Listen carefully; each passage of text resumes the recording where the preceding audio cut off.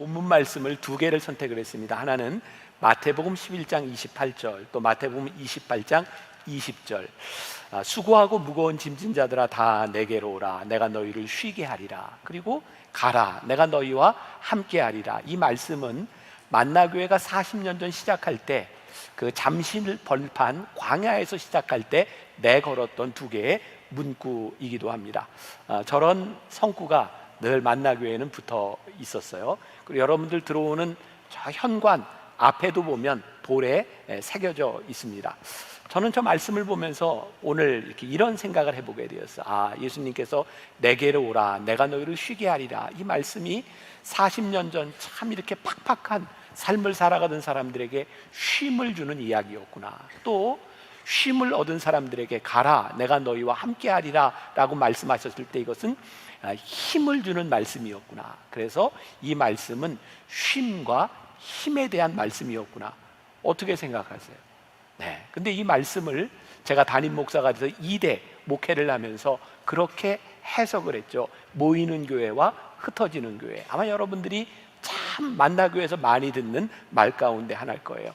하나님께서 우리를 오라라고 말씀하신 이유는 너희들이 흩어져서 사명을 감당하라 라고 하는 목적을 이루기 위해서. 그래서 오는 이유와 가는 목적이 있는 교회, 이게 만나교회가 가지고 있는 굉장히 중요한 목회 철학이죠. 이렇게 수없이 이야기를 하다 보니까 만나교회에서는 꽤 오래전에 토요 예배를 시작하게 되었고, 또 코로나 이전에 우리는 미디어 교회를 시작하면서 사람들에게 만나교회만 머무는 것이 아니라 믿음을 가진 여러분들이 흩어지십시오 라고 하는 사역을 자연스럽게 할 수 있었던 것 같아요. 또 만나교회에서 여러분들이 신앙생활을 하면서 느끼는 것 중에 하나는, 만나교회에는 두 가지 단어가 여러 곳에 들어가 있습니다. 하나는 브릿지라고 하는 말이고, 또 하나는 파구스라고 하는 말이에요. 조금 전에 그 영상을 통해서 만나교회 그 창립 기념 영상을 보면서 천막에서 이렇게 성가대 모습이 있었는데 맨 오른쪽에 있는 고등학생이 접니다. 저도 그때 이렇게 이제 만나교회 처음 시작할 때 이런 고등학생으로 시작을 했는데, 이 한 세대가 지나가고 제가 세컨 제너레이션으로 만나교회 담임이 되었을 때 우리 교회가 어떤 목회 철학을 가지고 사역을 해야 될까 했을 때 떠오른 단어가 두 개였거든요. 하나는 브릿지라는 거였어요. 교회가 존재하는 이유, 하나님과 이 세상 사이에서 교회가 중간 역할을 해야 되겠다, 다리 역할. 또 교회와 세상 속에서 우리 교회는 이것을 연결하는 다리가 돼야 되겠다. 그래서 여러분들이 잘 알고 있는 BTD, 브릿지 트레스디아스라고 하는 영성훈련은 하나님과 우리들 사이에 다리의 역할을 하고, 또 우리 교회가 시작한 월드 휴먼 브릿지라고 하는 NGO 단체는 교회와 세상을 연결하는 다리의 역할을 하고 있죠. 그래서 저희 교회 사역에는 브릿지라고 하는 말들이 계속 들어가고 있어요. 자, 그 다음에 우리 교회 카페 이름이 뭐죠? 파구스. 우리 교회 지하 1층에는 레스토랑 이름이 레스토랑 파구스. 그리고 교회 건물 맞은편에 있는 교육관 이름이 공간 파구스. 이 파구스라고 하는 이름이 계속 들어가고 있어요. 이 파구스라고 하는 말은 사도 바울이 아테네에서 복음을 전할 때 아레오빠고라고 하는 광장에 모여서 말씀을 전했어요. 믿지 않는 사람들과 만나서 토론을 했던 장소가 아레오빠고입니다. 아레오빠고라고 하는 말은 두 개의 단어가 겹쳐져 있는데, 아레오와 빠고, 아레오는 화성이라고 하는 말이고 빠고는 언덕, 힐이라는 뜻을 가지고 있습니다. 제가 만나교회 카페를 만들 때 하나님 이 공간이 파구스, 언덕이 되게 하여 주옵소서. 어떤 언덕이냐면 예수 믿는 사람과 믿지 않는 사람이 만나는 언덕이 되게 하여 주옵소서. 여러분들이 지금 카페 파구스를 참 자연스럽게 이렇게 이용을 하고 계신데, 그 당시 저 카페를 만들 때 쉬운 일이 아니었어요. 왜냐하면 저기 탄천변으로 있는 그 입구, 교회복을 다 헐어서 입구를 냈기 때문이죠. 왜냐하면 그때 예수 믿지 않는 사람들과 교회가 컨택 포인트를 가지기 위해서는 교회의 담을 좀 헐어야 되겠다. 그래서 교회 입구를 통하지 않고 밖에서 바로 들어올 수 있는 문을 만든 거였어요. 그리고 제가 파구스에게 두 가지를 부탁했어요. 첫 번째, 이 교회 파구스 안에 십자가를 걸지 마십시오. 두 번째, 찬송가를 틀지 마십시오.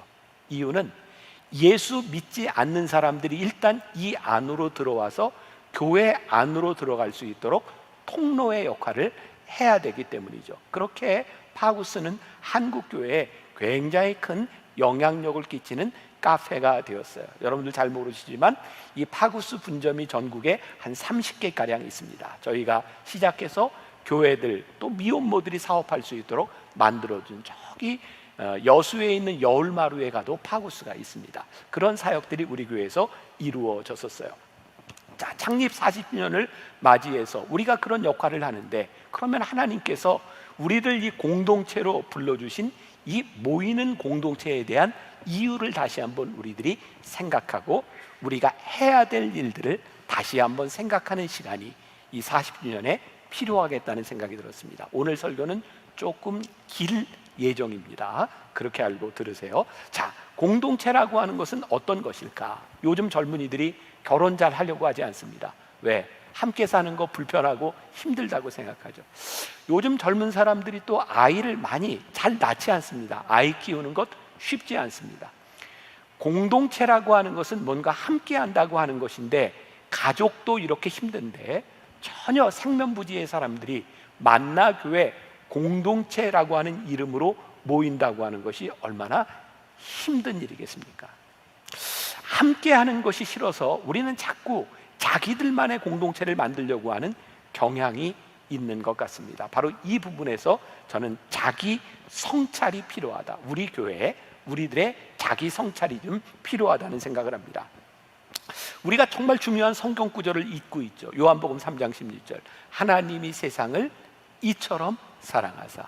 그런데 우리는 요즘 자꾸 이 말씀을 하나님이 교회를 이처럼 사랑하사라고 생각하는 경향이 있는 것 같아요. 그래서 하나님을 이 교회 안에 자꾸 가두어 두려고 하는 경향이 있는 것 같습니다. 가만히 생각해 보세요. 지금 교회는 이 세상을, 하나님이 사랑하셨던 이 세상을 사랑하고 있는가, 아니면 이 세상과 원수가 되어 있는가? 참 많은 부분에서 교회가 세상과 원수가 되어 간다는 생각이 들지 않으세요? 또 하나, 이번 코로나를 통해서 교회가 이 세상 가운데서 완전히 외떨어진 섬이 되어버린 듯한 느낌을 가지게 됩니다. 뭔가 교회 공동체의 역할이 제대로 살아있지 못하다는 생각을 합니다. 게다가 더 나아가서 이 코로나가 이런 현상들을 더 심화시킨 부분인데, 교인들 가운데도 이제 교회를 다니면서 우리들이 믿는 이런 공동체, 이런 것도 좋지만 나는 내 마음대로 좀 예수를 좀 믿고 싶어. 그게 유튜브라고 하는 것을 통해서 굉장히 많이 확산이 됐어요. 그래서 예배를 드려도 실시간에 이렇게 유튜브로 예배를 드리는 사람이 있는가 하면 예배 시간을 자유롭게 드리죠. 아무 때나 볼 수 있으니까. 근데 아무 때나 예배 드리면 장점이 뭐예요? 예배를 딱 시작했는데 찬양이 마음에 안 들어. 그럼 이렇게 건너뛰어. 대표 기도가 길어. 또 건너뛰어. 설교를 듣다가 마음에 안 들어. 꺼. 그리고 마음에 드는 곳에 들어가요. 헌금도 내가 좋아하는 일에 프로젝트가 있으면 헌금을 하고, 그렇지 않으면 하지 않아요. 내가 원하는 신앙들을 계속 찾아가는데, 가만히 보면 우리들이 주님의 기쁨과 모이는 공동체의 올바른 모습들이 아니라 굉장히 이기적인 공동체의 모습으로 변화되는 것들을 보게 돼요. 그런데 이런 현상들이 과연 떠나는 사람에게 문제가 있는가, 아니면 지금 현재 기존 교회에 문제가 있는가? 미국의 여론 전문가죠. 조지 바나라고 하는 사람이 교회 다니지 않는 사람들, 교회를 떠난 신앙인들에 대하여 그들은 혁명가들이다, 이렇게 이야기를 했어요. 제가 조금 글을 읽어드립니다.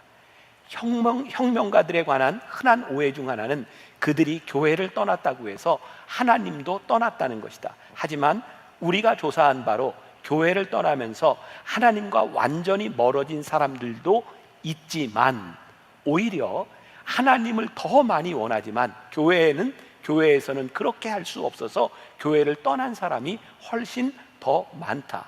그들은 더 건강한 신앙 경험을 짜깁기 해서 진지한 신앙을 추구하기로 결심했다. 지금 교회 공동체가 무너지는 많은 일들 가운데 우리 자기 성찰이 필요한데, 공동체를 떠나가는 사람들에게만 문제가 있는 것이 아니라 교회 공동체가 어떤 모습을 가지고 있었는지를 우리들이 분명히 보아야 된다는 거죠. 교회를 떠나간 사람들은 단순히 기존 교회 공동체에 대하여 반항하는 것이 아니라 어쩌면 기존 교회에 대한 좌절감으로 교회를 떠나가는 사람들이 많이 있다는 거예요. 그들은 교회에 가는 것보다 내가 교회가 되지라고 하는 생각으로 교회를 떠나갈 수도 있다는 거예요. 그들은 매주 와서 듣던 이 교회 설교, 이 설교자의 말 가운데서 말로만 그치는 것이 아니라 진짜 놀라운 예수님의 이야기 속으로 직접 들어가서 살기를 원하는 사람들이 이 땅 위에 참 많아졌다는 거예요. 그래서 자기 성찰입니다. 우리 교회가 어떤 공동체를 이루고 있는가를 보아야 되는 거죠. 우리의 고민은 교회와 연을 끊고 교회를 떠나간 사람들을 비판하는 것보다 먼저 이들에게 다리가 되어주는, 다시 교회로 돌아올 수 있는 참된 공동체를 만드는 것, 그것이 창립 40주년을 지나가며 우리 교회 교인들이 생각해야 될 것이라는 생각을 해요. 많은 교회의 잘못들 있어요. 그럼에도 불구하고 우리가 이 교회를 포기할 수 없는 이유는 무엇일까?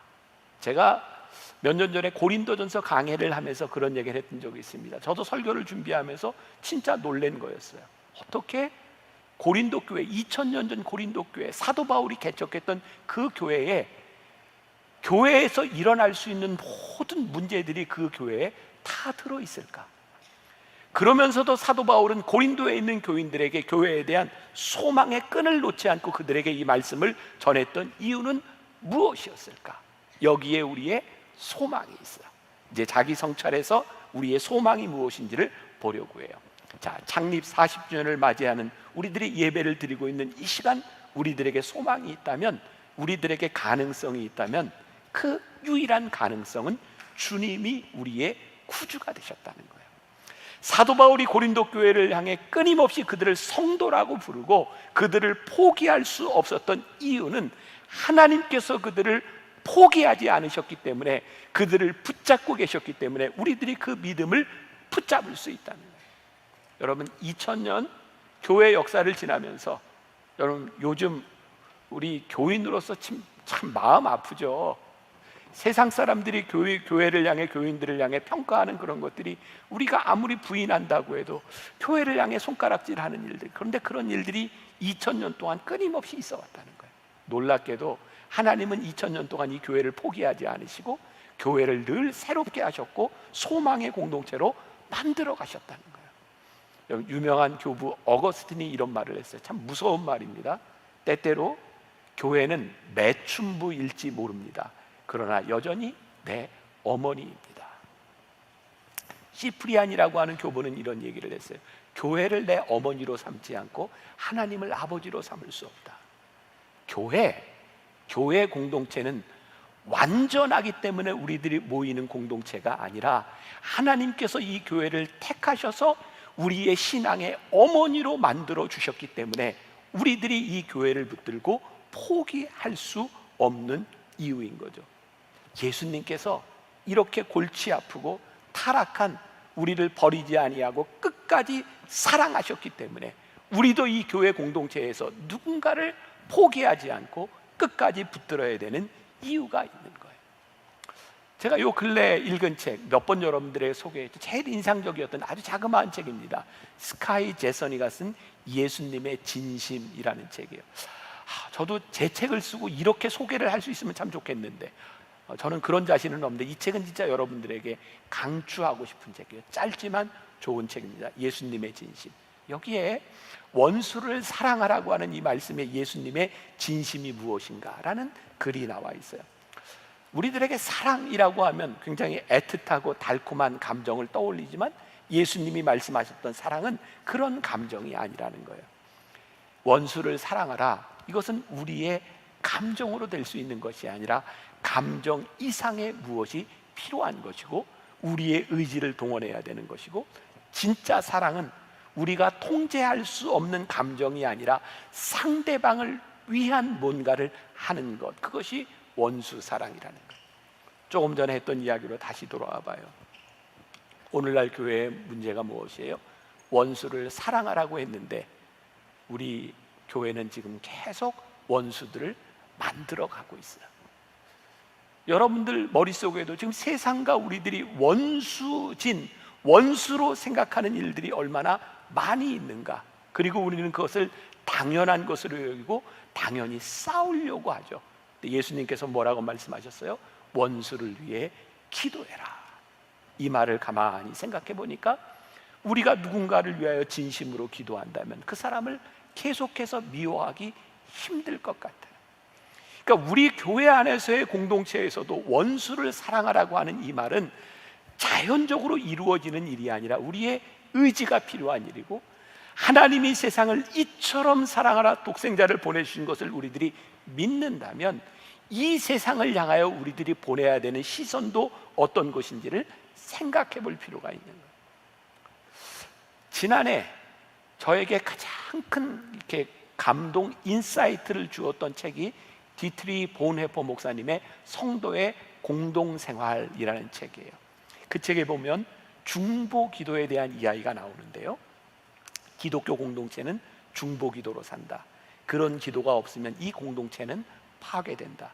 상대방이 아무리 나를 힘들게 해도 그를 위해 기도하면 더 이상 그를 비난하거나 미워할 수 없다.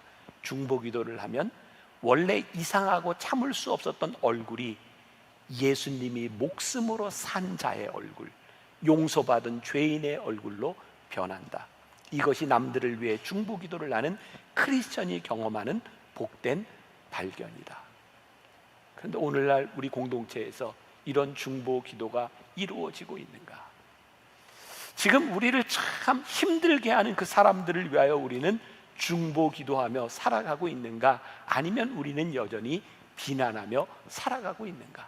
어쩌면 이 본질적인 공동체의 모습을 잃어버렸기 때문에 많은 사람들이 하나님을 떠나는 것이 아니라 이 공동체를 떠나고 있는 것은 아닐까? 자, 로마서 5장 8절 유명한 말씀이죠.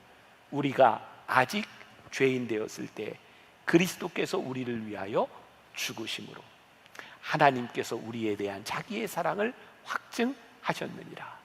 언제 우리를 위해 죽으셨어요? 우리가 아직 죄인 되었을 때. 그런데 우리는 이 세상을 향해, 우리 공동체를 향해 늘 뭐라고 얘기해요? 너는 내가 사랑할 수 없는 사람이고 내가 너를 용납할 수 없는 사람이야. 네가 변하지 않으면 나는 용납할 수 없어. 하나님의 말씀은 우리들에게 뭐라고 이야기하고 있어요? 내가 아직 죄인 되었을 때에. 우리 주님께서 우리를 값없는 선물로 우리를 불러주셨고 우리를 그리스도의 신부로 삼으시고 교회로 우리를 불러주셨다면 우리의 공동체가 어떤 믿음을 가지고 살아가는지가 자명해지지 않겠는가?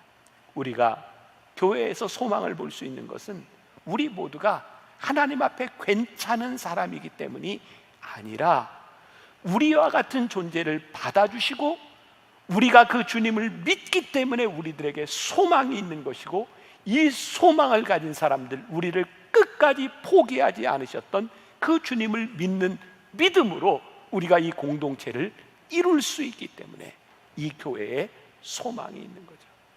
만일 우리가 이 소망이 없다면, 이 믿음이 없다면 이 공동체에 무슨 의미가 있을까?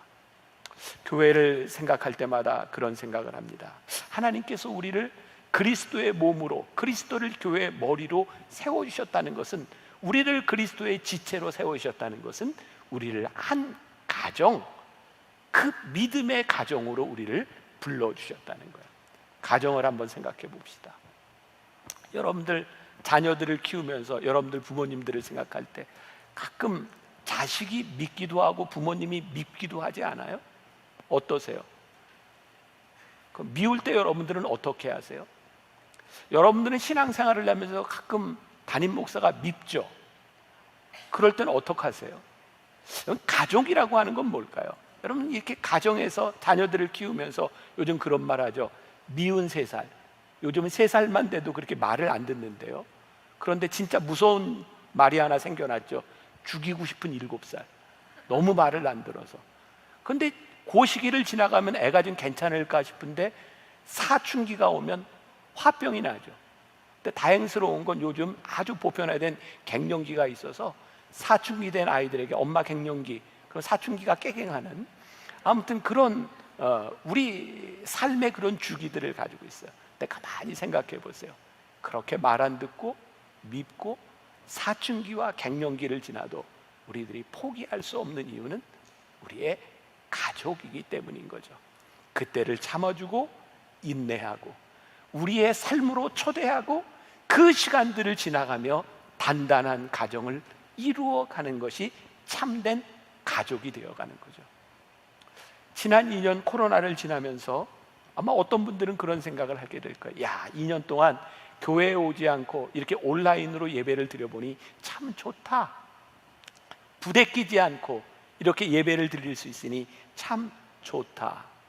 좋다는 것이 옳은 것은 아니죠.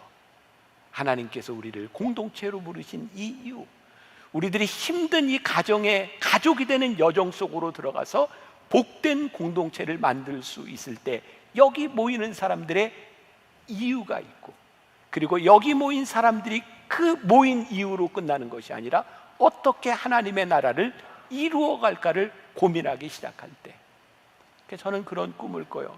많은 전문가들이 코로나 이후에 더 이상 교회는 사람들이 이전처럼 모이지 않을 것입니다.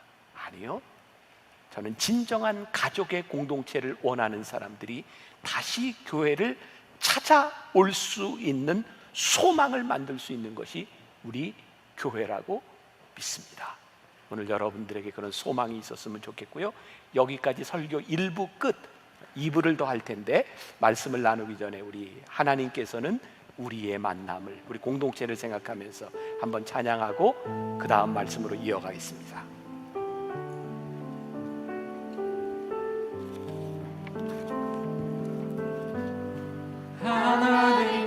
하나님께서는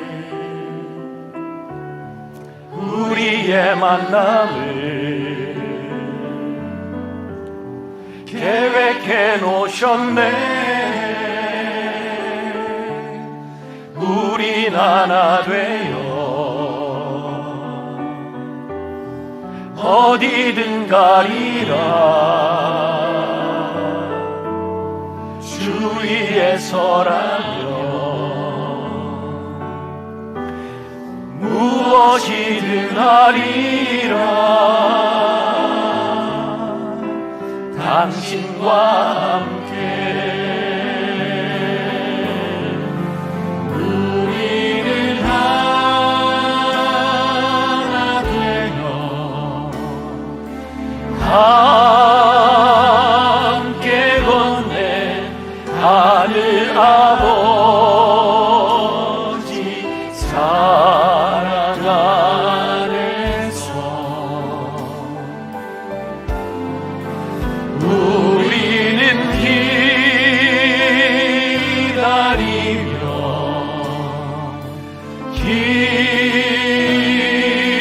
기도하네.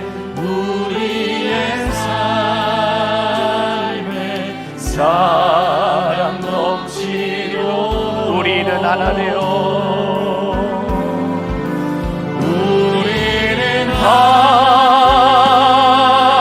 되어 함께 걷네. 함께 건네 하늘 아버지 사랑 안에서 우리는 기다리며 우리는 기다리며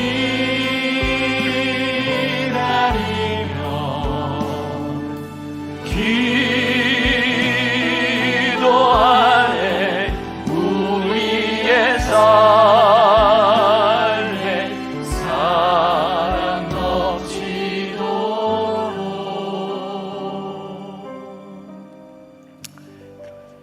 오늘 설교가 좀 길어서 전략을 이렇게 짰습니다. 전반부에 딱 끊고 잠을 깨고 후반부로 넘어가야 되겠다. 느낌이 굉장히 짧은 느낌이 들죠? 자, 이게 짧은 설교가 끝나고 또 하나의 짧은 설교가 있습니다. 자, 이제 우리들이 공동체로 우리를 불러주신 이 아름다운 공동체에서 우리들이 해야 되는 일들은 무엇일까? 이 세상을 하나님의 나라로 만들어가는 브릿지 사역이 우리들에게 주어진 앞으로 우리 만나교회가 해야 될 역할이다라고 하는 것을 저를 통해 보게 하신 하나님의 비전을 여러분들과 나누어 보려고 합니다. 이전에 우리 교회는 단순히 이렇게 흩어짐에 대한 이야기를 많이 했어요. 담장을 넘고 여러분들 흩어지십시오. 그런데 이 흩어짐에 대한 의미를 가만히 생각해 보니까 단순한 흩어짐이 아니라 조금 더 책임적인 것, 그것이 무엇일까? 그게 다리, 브릿지라는 생각이 들었습니다. 이 세상에 교회가 존재함으로 인해서 하나님 나라의 다스림이 가능케 만들어주는 하늘나라와 하나님의 나라와 세상을 연결해주는 다리의 역할을 우리들이 하면 좋겠다. 하나님께서 우리 만나교회에 부어주신 저는 큰 은혜가 있다고 생각해요. 그게 저는 코로나였어요. 올 1년 동안 주님은 나의 최고봉, 그 말씀을 여러분들과 함께 나누면서 제가 제일 많이 했던 말이 있죠. 찢겨지는 빵과 부어지는 포도주가 되게 하여 주옵소서.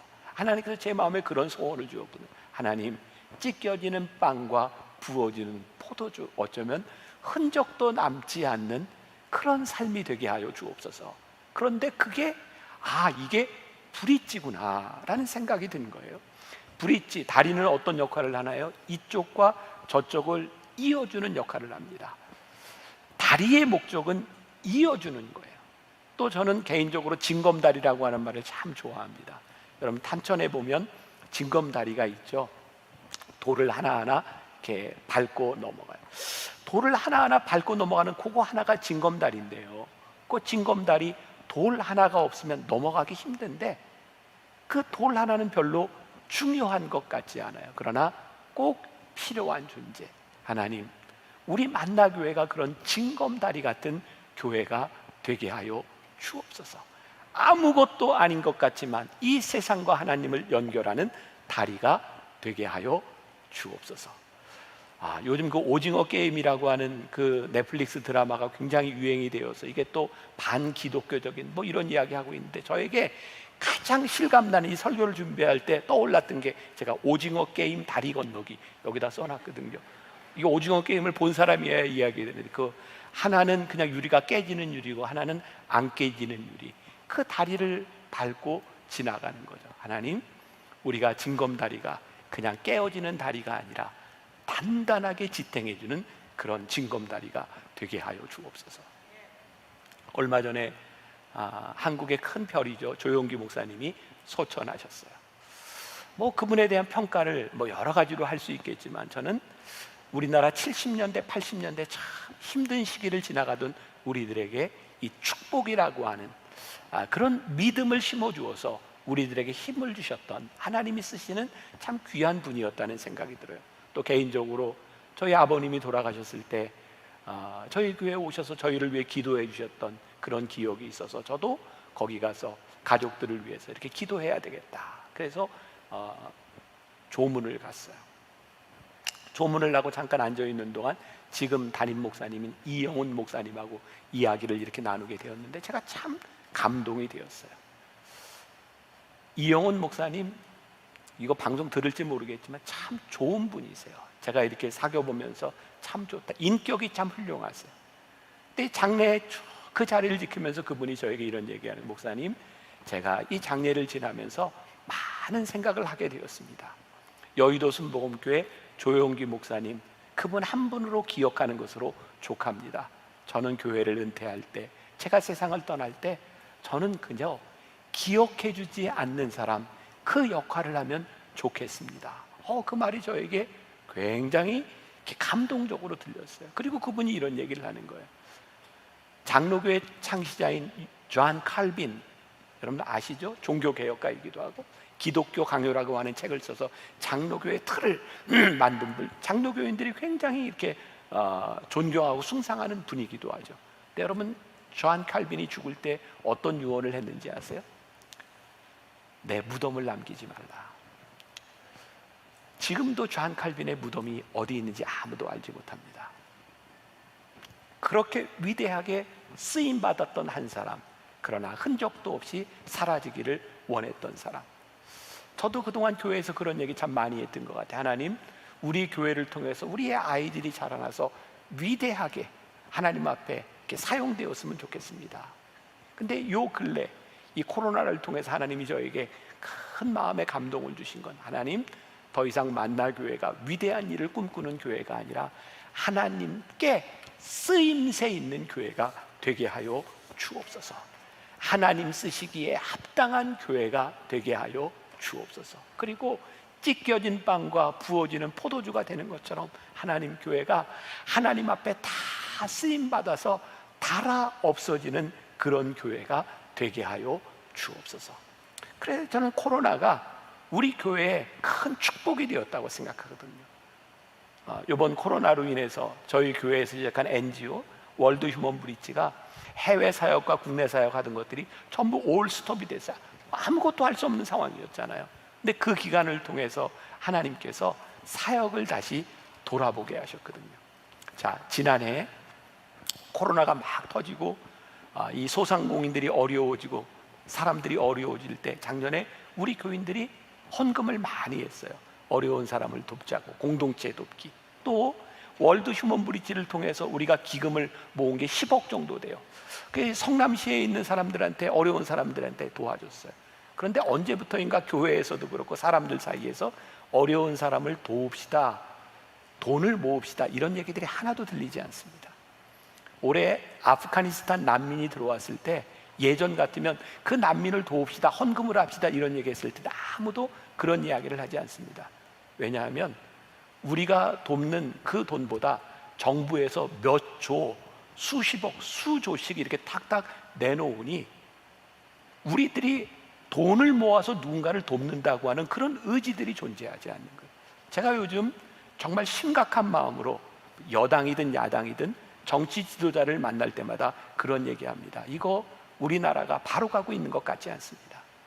정부가 사회복지를 통해서 국민들을 돕는 걸 언제까지 할 수 있다고 생각합니까? 지금은 증세, 또 상속세, 증여세 이런 것들을 통해서 복지 예산을 늘려간다고 생각하지만 앞으로 몇십 년 가지 않아서 우리나라의 인구 감소가 심각하게 닥치는데 이제 젊은이 하나가 노인 하나를 부양해야 되는 그 상황 가운데서 이 복지 정책이 유지가 될 수 있으라고 생각합니까? 이건 정치 이념에 대한 문제가 아니라 인간이 가지고 있는 본질적인 이기심과 돈의 악함 가운데 있어요. 돈을 가지고 절대로 문제가 해결되지 않습니다. 돈이 문제의 해결이 아니라 돈을 쓰는 사람들의 마음이 제대로 되지 않으면 이 문제가 해결이 되지 않는 거죠. 그래서 그런 고민이 온 거예요. 휴먼 브릿지가 모든 사역이 멈추면서 하나님, 그러면 하나님께서 10여 년 전에 만들어진 이 단체를 통해서, 이 만나교회를 통해서 하나님은 어떤 일이 이루어지기를 원하십니까? 그리고 몇 가지 소망을 하나님께서 저에게 포기하신 거예요. 어떻게 하면 다리가 될 수 있을까? 첫 번째, 이제 우리 만나교회는 단순히, 우리가 어려운 사람 돕는 일을 계속 할 겁니다. 그러나 단순히 그런 것이 목적이 되는 것이 아니라 조금 더 근본적인 다리가 되는 일을 해야 되겠다. 그게 뭐냐면 우리 어린이들이 어렸을 때부터 하나님께서 주시는 그리스도인의 마음을 가지고 자선을 실천하고 선한 일을 할 수 있는 마음을 가진 사람들로 만들어내고, 우리 교인들에게 이제 단순히 어떤 프로젝트가 있을 때 어려운 사람을 도웁시다 라고 하는 것이 아니라 하나님의 사람으로 성숙된 인격을 가진 사람으로 만들어내는 일, 그 다리의 역할을 우리 교회가 해야 되겠구나. 잠깐 그림을 하나 보여주세요. 자, 저기에 조금 어려운 말이지만 아랫대라고 하는 말과 프락식스라는 말이 있어요. 아랫대라고 하는 말은 우리들이 가지고 있는 생각, 교회와 성도들이 자선을 실천할 수 있는 성숙된 의식을 이야기하는 거예요. 이제 이게 더 중요한 일이겠구나. 그래서 지난 1년 동안 이 교육을 가능케 하는 자료집을 우리들이 만들었어요. 이제 만나교회가 이것을 보급하는 일, 교재로 만드는 일들을 하게 될 거고요. 그러한 성숙한 크리스찬의 모습을 통해서 아랫대, 이 의식에서 끝나는 것이 아니라 프락식스, 이 사회의 문제를 직접적으로 해결하는 일들을 우리가 감당해야 되겠다. 여러분, 에베소서 3장 18절에 보니까 새번역 성경으로 이런 말씀이 있어요. 모든 성도와 함께 여러분이 그리스도의 사랑의 너비와 길이와 높이와 길이가 어떠한지를 깨달을 수 있게 되고, 이제 우리 만나교회는 단순한 이례적인 도움이 아니라 그리스도인의 마음으로 하나님의 사랑의 깊이와 넓이와 이 모든 것을 알 수 있는 그런 사람으로 만들어가는 이런 R&D의 역할들을 만나교회가 해야 되겠다.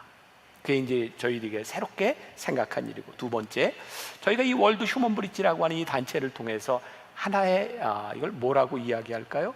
한 단체라고 이야기할까요? 브릿지 소사이어티라고 하는 것을 시작을 합니다. 요즘 사람들이 제일 무서워하는 말이 어떤 기관에서 유산을 기부하세요, 유산 기부 이런 말을 하면 굉장히 무서워한답니다. 제일 무서운 건 유산을 가지고 있는 사람이 아니라 그 자녀들이 깜짝 놀란답니다. 우리의 엄마 아버지 여기다 다 내고 돌아가시면 우리는 어떡하나. 그럼 유산 기부라고 하는 말이 참 무서운 말이 되어버렸어요. 어떤 변호사 한 분이 저에게 그런 얘기를 하더라고요. 목사님, 변호사 업무를 하면서 유산을 이 중에 그런 사람들이 얼마나 되겠어요? 30억 이상 남기는 가정에서 거의 모든 가정에서 자녀 간에 다툼이 일어납니다. 돈 때문에 일어나는 다툼에 대한 부분이죠.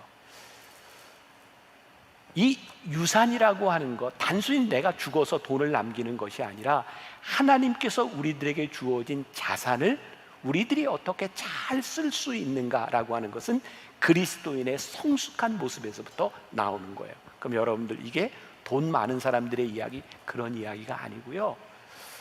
이게 호주에서 있었던 일인데, 어떤 할머니가 세상을 떠나면서 유언장을 다 작성을 했는데, 돌아가시고 난 다음에 보니까 내가 살아있을 때 나에게 정말 친절하게 대해줬던 어떤 집에 꽃을 전해주세요, 어떤 집에 케이크를 전해주세요.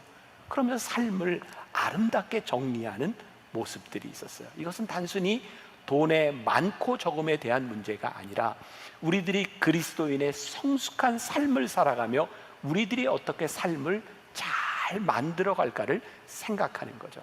그림을 하나 보여주세요. 여기에 우리 크리스채니티, 기독교라고 하는 이 공동체 안에서 그리스도인의 자선을 실천하는 것, 그것은 교육에 대한 역할들을 감당하게 될 것이고, 노년의 건강한 역동. 잘 기억하세요. 혹시 여러분들 중에 죽어서 남길 돈이 있으면 절대로 죽어서 남기지 마세요. 살아있는 동안 멋지게 쓰세요.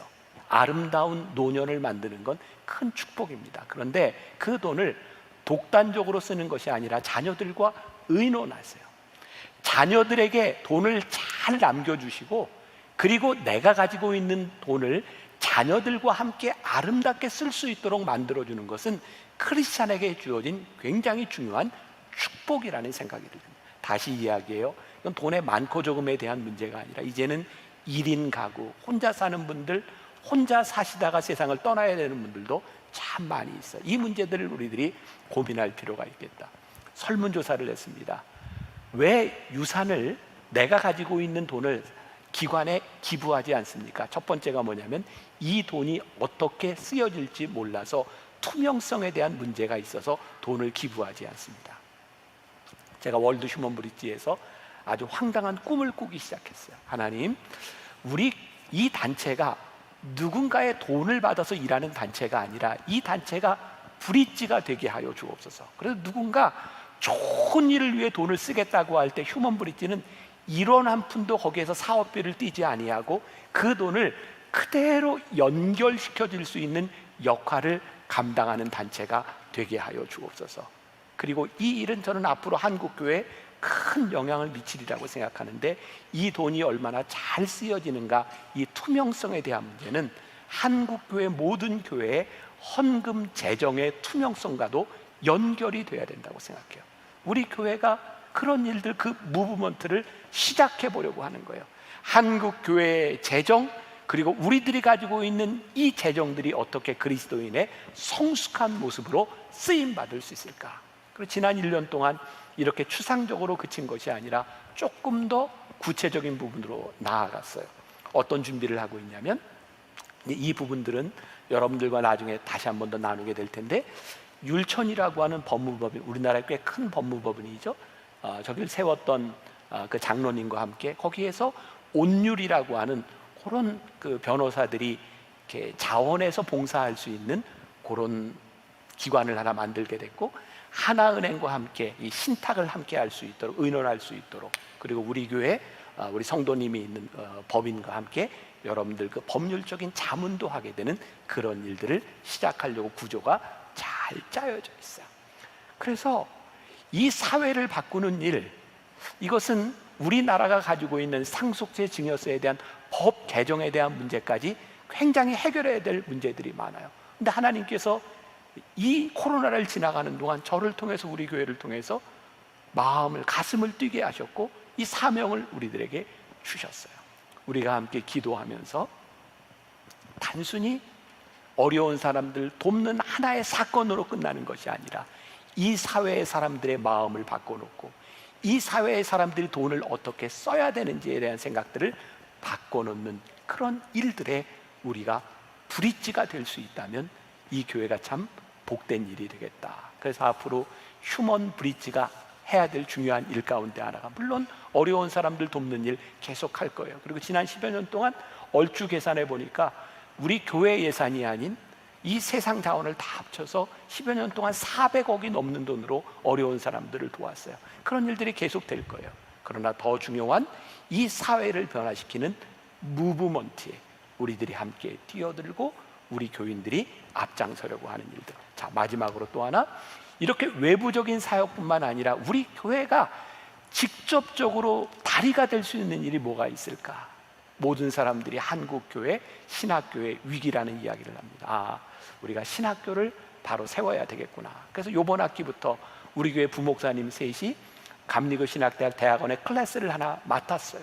그래서 신학생들을 가르치는 일을 하고 있고, 또 미디어 펠로우라고 해서 앞으로 다음 세대의 미디어를 배워야 될 사람들, 세상에 저희가 한 사람씩 이렇게 발굴을 해서 매 학기 6명씩 발굴을 하는데, 미디어 펠로우로 교육을 시키는 사람한테 300만 원씩 장학금 줍니다. 돈을 받고 가르치는 게 아니라 돈을 주고 가르쳐요. 그 아이들에게 제가 그런 얘기를 합니다. 너희들이 가서 학교를 살리는 사람이 되면 좋겠다. 학생들의 의식을 바꿔놓고 새로운 시대를 준비하는 사람들이 되었으면 좋겠다. 그렇게 신학교 사역을 하고 있고, 또 신학교를 졸업하고 이제 목회를 하는 사람들, 그 사람들을 위해서 지금 가장 필요한 게 리더십과 설교라는 생각을 하거든요. 제가 뛰어나서 뭘 하겠다고 하는 것이 아니라 좋은 분들과 함께 다음 세대를 이렇게 훈련시키는 리더십을 만드는 일들, 그리고 또 하나 우리 교회 안에 평신도 리더십을 세우는 일들을 해야 되겠다. 그걸 가칭 브릿지 미니스트리, BM이라고 잡았어요. 앞으로 우리 교회 장학선교위원회가 BM 미니스트리를 감당하게 될 거예요. 이제 단순하게 장학금을 주는 차원, 이게 우리가 해야 될 일들이 아니구나. 왜? 이미 정부에서 반값 등록금, 그리고 어려운 사람들에게 다 장학금을 주는 복지 정책이 다 만들어졌어요. 우리는 이제 돈으로 하는 일이 아니라 사람을 키우는 브릿지 미니스트리를 해야 되겠구나. 우리 장학위원회가 새롭게 출범합니다. 여러분, 만나교회가 이 브릿지, 귀한 사역을 하는 일들, 제가 여러분들과 함께 앞으로 비전을 계속 나누게 될 텐데, 이 창립 40년을 기해서 새롭게 시작하는 이 일들이 담임 목사의 일, 누구의 일이 아니라 우리의 일이 함께 되어서 꿈꾸는 그런 일들이 이루어질 수 있기를 주님의 이름으로 간절히 소원합니다.